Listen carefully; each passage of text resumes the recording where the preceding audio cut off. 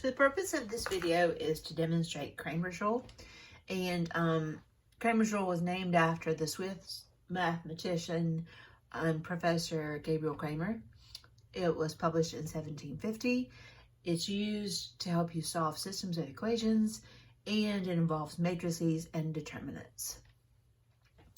If we have the system of equation ax plus by equals c and dx plus ey equals f, then we can make the following matrix. Now to find the determinant of that matrix, you basically just find the product of each diagonal. So a times e, and then the difference, so minus b times d. Now your first column just comes from your coefficients of your x's. So it's basically your x column. And the second column is your coefficients of your y's. And then once again, to find the determinant, you just do your products. So a times e minus b times d. Finding the determinants are pretty easy, so let's do a few. Okay, I'm just going to start with the first entry. So I'm going to do 3 times 4 minus 5 times 2. Simplifying, that's going to give me 12 minus 10, which is 2. For the second matrix, I'm going to start with the first entry, so 1 times 7 minus the product of the other diagonal, negative 6 and 3. That's going to give me 7 plus 18, which is 25. Then I want you to try the last one. If you'll pause the video.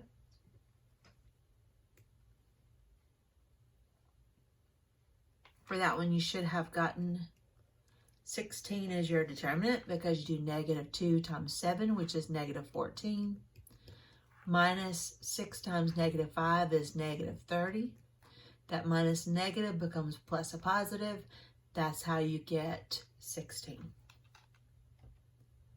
Okay, now when you're going to use Cramer's rule to solve a system, first of all, you've got to have your system in standard form for each equation. Your ax plus by equals c and dx plus ey equals f. To make your variable matrix, you're going to have your x column, which comes from your coefficients of your x's, a and d. You have your y column, which comes from your coefficients of the y. You're going to find the determinant of that matrix like we did in the last examples. I'm going to label that D for our other equations and to finish solving our system. So this is just going to be your A times E minus your B times D. Next, you're going to find the matrix that's going to help you find the X value. Now to do that, you're going to replace this X column with your answers from the equations or your constant values. So you're going to have your C and F in the first column, and you're going to have your Y column just like it was before. The B and the E doesn't change. So when we're setting up our D sub X, you're going to change the X column to your constant values from the equation. You're going to do your C times E minus your B times F, and that answer will be D sub X. Next, you're going to find your D sub Y. Now, D sub Y is going to be where you replace the Y column with your constant values. So your constant values replace the Y column. Your X column stays just like it was. So you do your A times F minus your C times D. Next, you're going to set up two equations to find your X value. That's simply going to be your D sub X divided by your D value. To find your Y, that's going to be D sub Y divided by D, where D is not equal to 0 because, as you realize, you cannot divide by a 0, so we could not have a 0 in the denominator. If your D does equal 0, that means that your matrix does not have a determinant. Finally, you're going to check your solution by substitution, and you're going to write your solution as an ordered pair, x comma y. Looking at example, if we have the system 2x plus 7y equals 10 and negative 3x minus 5y equals 7, we're going to start by finding our d value, which is going to be the determinant of our constants, our coefficients of our variables. Sorry. Now, notice that the symbols here are bars and not like the last examples where we had the brackets. Now, the brackets represent a matrix. These bars here are kind of like your absolute value symbols. They represent the determinant of the matrix. So we're going to multiply our diagonals. So 2 times negative 5 is negative 10. Minus 7 times negative 3 is negative 21. When we do that difference, we're going to get positive 11 as the result. Now our d sub x, remember, we're going to use to help us find the x value. We're going to replace the x column with our constants, 10 and 7. Our y column is going to remain as it was, 7 and negative 5. We do our diagonal products. Our 10 times negative 5 is negative 50, minus our 7 times 7 is 49. That difference is going to be negative 99. Next, we're going to do our d sub y value. For our d sub y, we're going to keep the x column as it was originally, so 2 and negative 3. Our y column is going to be the constant values, 10 and 7. We're going to do our diagonal products, 2 times 7, which is 14, minus 10 times negative 3, which is negative 30. We're going to add the opposite there because it's minus a negative, and that's going to give us 44. Okay, so here's the easy part. Once you found your determinants, you're going to solve the equation for x by doing d sub x divided by d. Our d sub x value was negative 99. Our d value was 11. That division is going to give us negative 9 as our x value. For our y value, we're going to find d sub y divided by d. Our d sub y value was 44, divided by our d value, which is 11, gives us 4 for our y value. And so we're going to write that as an ordered pair, and then we're going to check that by substitution. So our x value is negative 9, our y value is 4.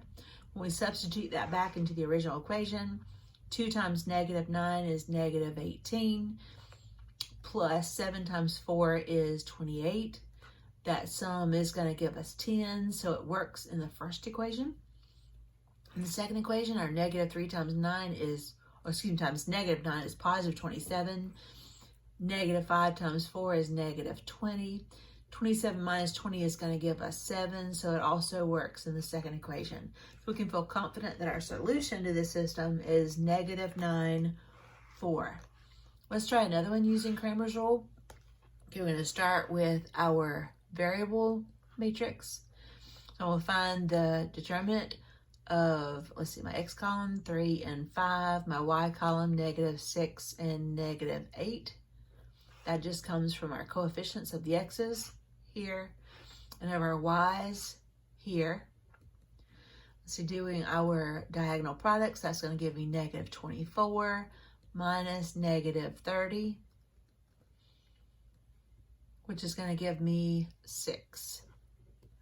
My d sub x value, I'm going to replace the x column with my constant values, 6 and 8.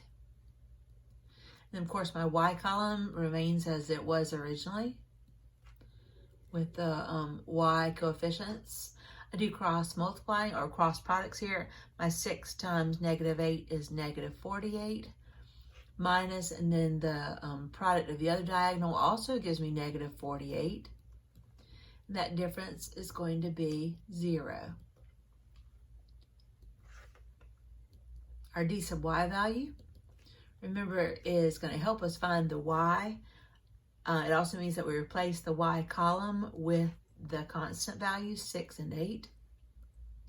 We'll keep the x column as they were originally, our coefficients of the x's in the original equations. We do our diagonal products, so 3 times 8 is 24, minus 6 times 5 is 30. That's going to give me negative 6. To find our x value, we're going to do the equation d sub x divided by d, which is going to be 0 divided by 6, which is 0. And then our y value, we're going to do the equation d sub y divided by d, which gives me a negative 6 divided by positive 6, which is negative 1. It appears that my solution is the ordered pair 0, negative 1, which we check by substitution. 3 times 0 gives me 0. Negative 6 times negative 1 is positive 6. That does add to give me 6, so it works in the first equation. 5 times 0 is 0. Negative 8 times negative 1 is positive 8. That does add to give me 8, so it works in the second equation as well. How about you try this one? Pause the video.